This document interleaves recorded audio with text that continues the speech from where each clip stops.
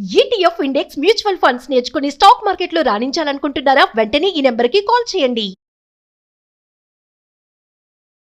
రాజేంద్ర ప్రసాద్ గారు, మామూలుగా ఏమంటారు అంటే కన్నా ఇందులో నిర్లక్ష్య లోపం అనేది చాలా ఉంది అనేది కనిపిస్తుంది అంటారు. ఎందుకు అంటే ఈ ఫిట్‌నెస్ టెస్ట్స్ అనేది చేస్తారు. ఒక సర్టిఫికేట్ ఇస్తారు. దీనికి ఒక మెయింటెనెన్స్ లేదు అనేది బాగా పడిపోయింది. ఆ నిర్లక్ష్యం వల్లే ఈరోజు ఇంత ప్రమాదానికి కారణం అయ్యింది. అవి ఏవి పట్టించుకోలేదు. ఇంకొకటి ఏంటి అంటే 5 రోజుల నుంచి ఈ విమానం తిరుగుతూనే ఉందట ఈ ఫ్లైట్. 5 రోజుల నుంచి. అంటే నిన్న కూడా ప్యారిస్ నుంచి వచ్చింది అనే చెప్తున్నారనమాట. అంటే దానికి ఒక సర్వీసింగ్ చేయలేదు. దాంట్లో మెయింటెనెన్స్ లేదు. రీసెంట్‌గా నిన్న ఒక వీడియో వైరల్ అయిపోయింది. ఒక ప్యాసింజర్ ఢిల్లీలో డ్రాప్ అయిపోయారు, దిగారు. అక్కడే ఆయన పంపించాడనమాట. ఒకసారి అంతా షూట్ చేసి చూపిస్తున్నాడు ఆ లోపల ఎలా ఉంది అని. అందరూ విసురుకుంటూ ఉన్నారు. ఏసీలు లేదు. ఏ మాత్రం కూడా ఏమి పని చెయ్యట్లేదు. అంటే అప్పుడే ఇచ్చాడు. ఇంత వర్స్ట్‌గా ఉంది ఇక్కడ ఎయిర్ ఇండియా వాళ్ళ మెయింటెనెన్స్. చూడండి ఒక్కసారి మేమందరం ఎంత ఇబ్బంది పడిపోతున్నామో అని ఢిల్లీలో దిగిపోయాడు. నెక్స్ట్ అహ్మదాబాద్. ఇక్కడ ఈ ప్రమాదం జరిగింది. అంటే ఇక్కడ పూర్తిగా అందరికీ ఏంటి నిర్లక్ష్యమే కనిపిస్తుంది. డీజీసీఏ వార్నింగ్ ఇచ్చినా కూడా పట్టించుకోలేదు. అలాంటిదేమి ఉండదండి. ఇది కొంచెం ఎగ్జాగరేషన్ చేసి చెప్తున్నారు. ఎందుకంటే ఈ ఇంటర్నేషనల్ సివిల్ ఏవియేషన్ రూల్స్ చాలా స్ట్రిక్ట్‌గా ఉంటాయి. ఐకాస్ రూల్స్ కానీ, డీజీసీఏ రూల్స్ కానీ, ఇవన్నీ కూడా ఎయిర్‌క్రాఫ్ట్ స్పెసిఫైడ్ టైమింగ్, తర్వాత స్పెసిఫైడ్ మెయింటెనెన్స్ షెడ్యూల్స్, ఇవన్నీ చాలా స్ట్రిక్ట్‌గా ఉంటాయండి. స్ట్రింజెంట్ రూల్స్ ఉంటాయి. అవి పైలట్స్ మీద ఉంటాయి, ఎయిర్ ట్రాఫిక్ కంట్రోలర్స్ మీద ఉంటాయి, తర్వాత రన్వే మెయింటైన్ చేసే వాళ్ళ మీద ఉంటాయి, ఎయిర్‌క్రాఫ్ట్ మెయింటెనెన్స్ స్టాఫ్ మీద ఉంటాయి. ఏ విధంగా మీరు అన్నట్టు ఎయిర్‌క్రాఫ్ట్ ఇది చాలా 5 రోజుల నుంచి తిరుగుతుంది అంటున్నా కానీ అంటున్నారు. అట్లాంటిది ఏమి ఉండదండి. ఒక ఎయిర్‌క్రాఫ్ట్‌కి డెసిగ్నేటెడ్ టైం ఉంటుంది. ఇది ఇన్ని గంటలు మాత్రం ఫ్లై చేసిన తర్వాత ఇన్ని గంటలు దానికి సర్వీసింగ్ చేయాలి, తర్వాత ఇన్ని గంటల తర్వాత దానికి ఓవర్ హాలింగ్ చేయాలి. ఇవన్నీ షెడ్యూల్ ప్రాక్టీస్ ఉంటాయండి. అవి లేకుండా ఉంటే ఫ్లైట్ అసలు టేక్ ఆఫ్ కాదండి. ఎందుకంటే మొత్తం ఆటోమేషన్ ఇవాళ రేపు ఒక ఎయిర్‌క్రాఫ్ట్ ఇన్ని గంటలు తిరిగింది అంటే దానికి అన్ని గంటల తర్వాత మళ్ళీ దాని తర్వాత నెక్స్ట్ మెయింటెనెన్స్ షెడ్యూల్ ఉంటుందండి. ఆ మెయింటెనెన్స్ షెడ్యూల్ కానీ అది చేయకపోతే అది విమానం బయలుదేరడానికి కుదరదండి, వీలవుతుంది. ఇవాళ రేపు అన్ని ఆటోమేషన్ అయిపోయినాయి. మనకు వెహికల్స్ ఎలాగో డ్రైవింగ్ లైసెన్స్, తర్వాత ఇన్సూరెన్స్, ఇవన్నీ ఎలా ఆటోమేషన్ అయిపోయినాయో ప్రతి ఎయిర్‌క్రాఫ్ట్ కి మొత్తం కంప్లీట్ డేటా ఉంటుందండి. ఇంటర్నేషనల్ సివిల్ ఏవియేషన్ రూల్స్ చాలా స్ట్రిక్ట్ గా ఉంటాయి. వాళ్ళు ఏమాత్రం ఎయిర్‌క్రాఫ్ట్ కానీ, సేఫ్టీ కానీ, స్టాండర్డ్స్ లో ఒక్కటి కానీ మిస్ అయినా కానీ ఎయిర్‌క్రాఫ్ట్ ని గ్రౌండ్ చేస్తారు. గ్రౌండ్ చేసి మళ్ళీ తిరిగి అది సర్టిఫికేట్ అప్లోడ్ చేసిన తర్వాతనే అది టేకప్ చేయగలదు. అలాగే పైలట్స్ కూడా స్టాండర్డ్స్ చాలా స్ట్రిక్ట్ గా ఉంటాయి. వాళ్ళు విమానం ఎక్కే ముందు వాళ్ళకి బ్లడ్ టెస్ట్ చేస్తారు, బ్రీత్ అనలైజ్ చేస్తారు, ఏమైనా ఆల్కహాల్ తీసుకున్నారా అని, డ్రగ్స్ ఏమైనా తీసుకున్నారని ఆ టెస్ట్ చేస్తారు. తర్వాత వాళ్ళు ఫిజికల్ హెల్త్ చెక్ చేస్తారు, వాళ్ళ బాడీ పారామీటర్స్ ఎలా ఉన్నాయి, తర్వాత బీపీ ఎలా ఉంది, మిగతా అన్ని పారామీటర్స్, వాళ్ళు రాత్రి నిద్రపోయారా లేదా అంతకుముందు రాత్రి, ఇవన్నీ చేస్తారు. ఎందుకంటే ఇవన్నీ హ్యూమన్ సైకాలజీ కూడా ఇంపాక్ట్ అవుతుంది ఫ్లయింగ్ మీద.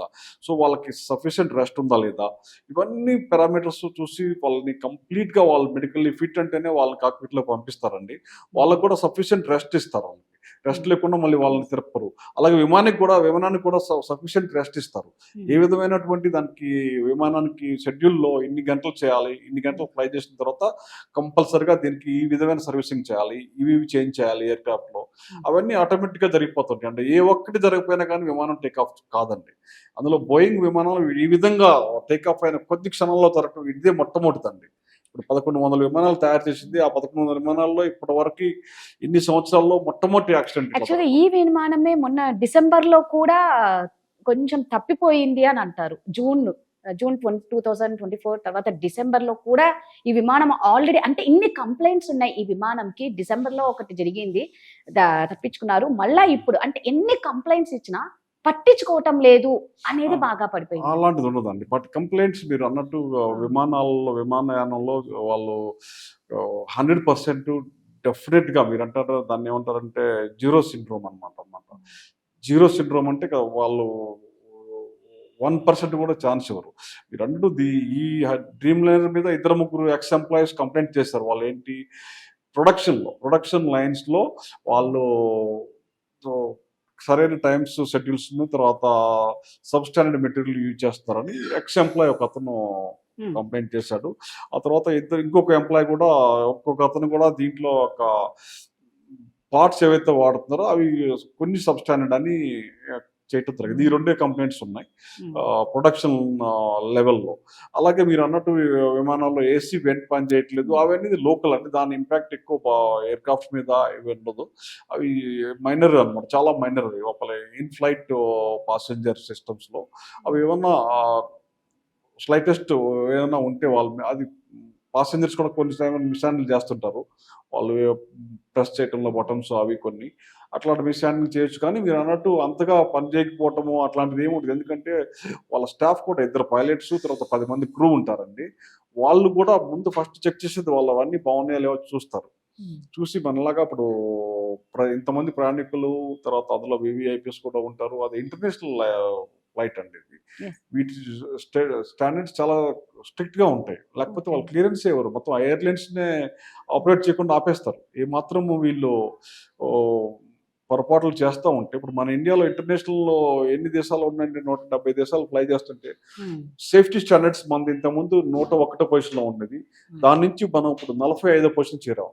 అంటే strict safety standards international aviation ఐకాస్ రూల్స్ లో ఉమ్, మనం ఇప్పుడు 101 నుంచి 45 స్థానానికి మనం వచ్చాం. అంటే మనం సేఫ్టీ స్టాండర్డ్స్ బాగా పాటిస్తున్నాం అనమాట. ఓకే. సో దాంట్లో మనము ఏమాత్రం అనుమానించడానికి వీల్లేదండి. ఇప్పుడు మామూలుగా ఫ్లైట్ చూస్తూ ఉంటే చాలా ఖాళీ బూడిద అయిపోయింది, అంత పేలిపోయిన బ్లాక్ బాక్స్ దాని గురించి మాట్లాడుకుంటే అది మాత్రం ఏం కాలేదు. ఇప్పుడు ఇంత దానికి మనకు నిజాలు తెలియాలి అసలు ఏమైంది అంటే ప్రతి కంప్లైంట్ బ్లాక్ బాక్స్ నుంచే కదండి వచ్చేది. అంటే ఏదన్నా వాళ్ళు చెప్పాలి అంటే ఇప్పుడు మామూలుగా మేడే మేడే మేడే అని 3 times అన్నారంటే మమ్మల్ని కాపాడండి అనే అన్నారు. అంటే ఇప్పుడు ఈ బ్లాక్ బాక్స్ నుంచి మనకి ఏమన్నా సమాచారం రావడానికి ఉందా, అసలు అక్కడ ఏం జరిగింది అనేది?